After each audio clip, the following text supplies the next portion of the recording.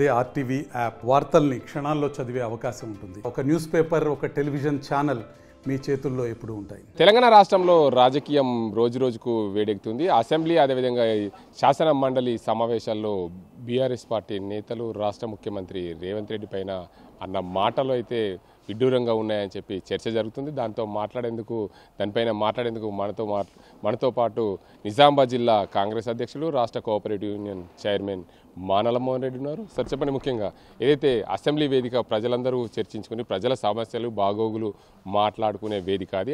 ఆ ప్రాంతంలో రాష్ట్ర ముఖ్యమంత్రి రేవంత్ రెడ్డిపై హరీష్ రావు అదేవిధంగా కవితలు అన్న మాటలపై మీరు ఏం స్పందిస్తారు? అంటే వాళ్ళకి ఇన్ని సంవత్సరాల కాలం గడిచిన తర్వాత కూడా హరీష్ రావు కవితలు నిజంగానే ముఖ్యమంత్రి గారు అన్న మాటలో తప్పేముంది? కేసీఆర్ గారు స్టేషన్ మీద ఉన్నారు. ఎందుకన్నాడు ఆ మాట? అసెంబ్లీ నడిచినప్పుడు కానీ మిగతా విషయాలలో బయటకు రానప్పుడు ఒక వ్యక్తి విపరీతమైన ఆరోగ్యమైన సమస్యలు ఎదుర్కొంటున్నప్పుడు మాత్రమే వాళ్ళకు సంబంధించిన విద్యుక్త ధర్మం నిర్వహించడంలో ముందుండకపోవడం జరుగుతుంది. అందులో కేసీఆర్ గత సంవత్సరాల కాలంలో జారిపడ్డ నుండి కావచ్చు, మిగతా విషయాలలో కావచ్చు, ఫామ్ హౌస్కు పరిమితమైన విషయం నిజమా కాదా? చాలా పల్లెటూళ్ళలో ఒక సామెత ఉంటుంది, ఇక ఏమున్నారా భయ్, ఊరుకు దూరం అవుతున్నాం కాడుకు దగ్గర అవుతున్నాం అని ఒక మాట ఉంటుంది. దాన్ని ఆయన కొంచెం సాంకేతికంగా ఇంకో రకంగా చెప్పిండు, మార్చురికి దగ్గర అవుతున్నానంటని. అంటే ఇందులో పెద్ద తప్పవట. పల్లెటూళ్ళలో కేసీఆర్కు సామెతలు వస్తాయి, అలా బిడ్డకు అల్లుడికి తెలియకపోవచ్చు, కానీ అడుగుమన్నారు ఏముంటారు, ఏజ్ గడిచిన కొద్దీ ఊరుకు దూరం అవుతున్నాం కాడుకు దగ్గర అవుతున్నాం అని ఒక సామెత ఉంటుంది. అంటే బహుశా వీళ్ళిద్దరికి ఆ విషయాలు తెలియక అది మాట్లాడి ఉంటారు. కానీ హరీష్ రావుకి సందర్భంగా చెప్తున్నా, ఒక ముఖ్యమంత్రి గురించి మాట్లాడేటప్పుడు నువ్వు ఆలోచించి మాట్లాడు. ఎర్రిలేసిన కుక్క వలే. నీకు ఇప్పుడు పెద్ద ప్రాబ్లం అయింది. మొన్నటిదాకా ఒక్కడే కేటీఆర్ తోటి నేను కొట్లాడితే ముందడికి వస్తానేమో పరిస్థితి ఉంటే, ఇవాళ మీ మరదలు కూడా వచ్చి ముగ్గురి మధ్యలో నడుతున్నట్టు ఆధిపత్య పౌరులు ముఖ్యమంత్రిపై తప్పుడు మాటలు మాట్లాడే ఒక ప్రయత్నం చేస్తున్నావు. నువ్వు పిచ్చి కుక్క కంటే కాదు, ఎర్రిలేసిన కుక్కవు, పిచ్చి కుక్కవు. నువ్వు ఆలోచన చెయ్యి, దద్దమ్మలాగా మాట్లాడకు.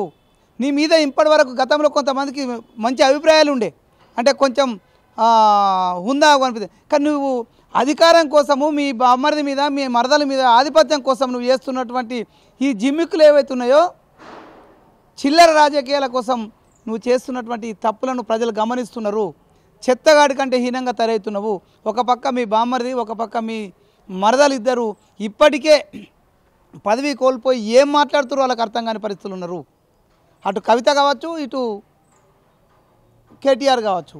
ఇక నువ్వు ఇప్పుడు వాళ్ళిద్దరి మధ్యన వీళ్ళిద్దరి కంటే నేను ముందు ఉండాలని మరింత దౌర్భాగ్యం నా కొడుకుగా, చెత్త నా కొడుకుగా నువ్వు ముందడికి వెళ్తున్నావంటే నిన్ను ఏ విధంగా అర్థం చేసుకుంటారో ఆలోచించాలి. ఇంకోసారి బిడ్డ ఖబర్దార్, రేవంత్ రెడ్డి పైన మాట్లాడేటప్పుడు నువ్వు ఆలోచించి మాట్లాడు. నిజానికి ఈ 14 నెలల కాలంలో కాంగ్రెస్ పార్టీ చేసినటువంటి, మీరు విచ్ఛిన్నం చేసినటువంటి వ్యవస్థలన్నింటినీ కూడా పునరుజ్జీవం చేస్తూనే మరొక పక్క సంక్షేమ పథకాలను, అభివృద్ధి పథకాలను ముందరికి తీసుకెళ్తున్నట్టు విషయం మీకు కనిపిస్తలేదా? మీరు ఎన్ని లక్షల కోట్ల అప్పులు తీసుకొచ్చిర్రో, మీరు ఎన్ని లక్షల కోట్లకు ఇవాళ ఈ రాష్ట్ర ప్రజలు అనుభవించాల్సి వస్తుందో మీకు తెలియదు కదా. అందులో ముఖ్యంగా నువ్వు ఆర్థిక శాఖ మంత్రిగా కూడా ఉన్నావు. ఇవి తెలిసి కూడా నువ్వు పిచ్చిలేసిన కుక్క వలె మాట్లాడుతుంటే నేను ఏమనాలో మాకు అర్థమవుతలేదు.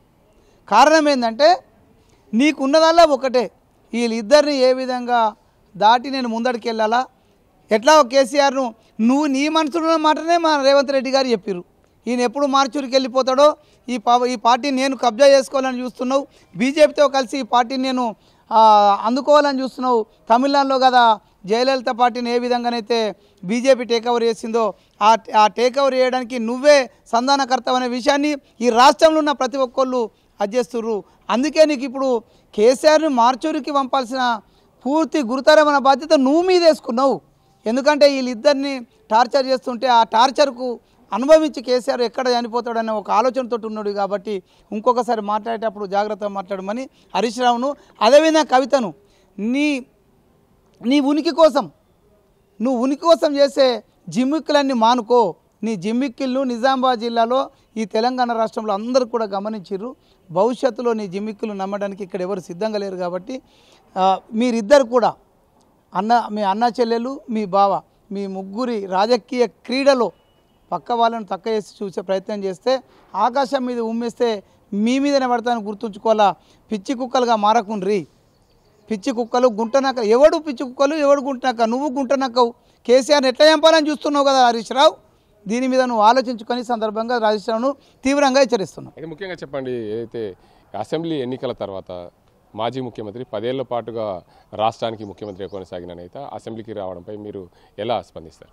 అంటే సభ్యత్వం పోతానే ఒకే ఒక కారణంతో వచ్చిండు. అది కూడా ఇవ్వలేదు. నిన్నెందుకు వచ్చిండు? గతంలో మన గవర్నర్ ప్రసంగం రోజు వచ్చిండు. ఈరోజు గవర్నర్ ప్రసంగం రోజు వచ్చిండు. ఎందుకు అంటే గవర్నర్ ప్రసంగం రోజు ఎలాంటి చర్చలు కానీ మాటలు కానీ ఉండవు. ఆ రోజు వస్తే ఈయన ఎవడు అడిగేటోళ్ళు లేడు, ఈయన ఎవడికి చెప్పేది లేదు. ఈ రెండింటిని దృష్టిలో పెట్టుకొని ఈ రెండోసారి గవర్నర్ ప్రసంగం రోజే అసెంబ్లీకి రావడం కారణం ఏంటంటే ఎక్కడ అసెంబ్లీలో కూర్చుండి చర్చలలో పాల్గొంటే ఈయన డొల్లతనము ఈయన చేసిన తప్పులు అప్పులు బయటకు వస్తాయని ఒకే కారణంతో కేవలం గవర్నర్ ప్రసంగం రోజు మాత్రమే సంవత్సరంలో అసెంబ్లీకి వస్తున్న విషయాన్ని అందరూ మీరు పత్రికా టీవీ ఛానల్ గమనించినాయి, ప్రజలు కూడా గమనిస్తారు.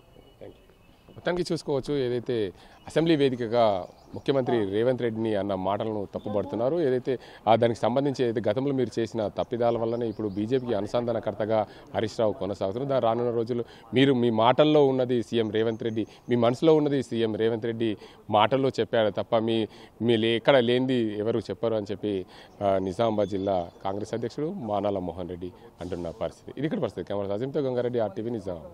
మరిన్ని వీడియోస్ కోసం ఛానల్ ని సబ్స్క్రైబ్ చేయండి. లేటెస్ట్ అప్డేట్స్ కోసం వాట్సాప్ ఛానల్ ని ఫాలో అవ్వండి. ఆ లింక్ డిస్క్రిప్షన్ లో ఉంది.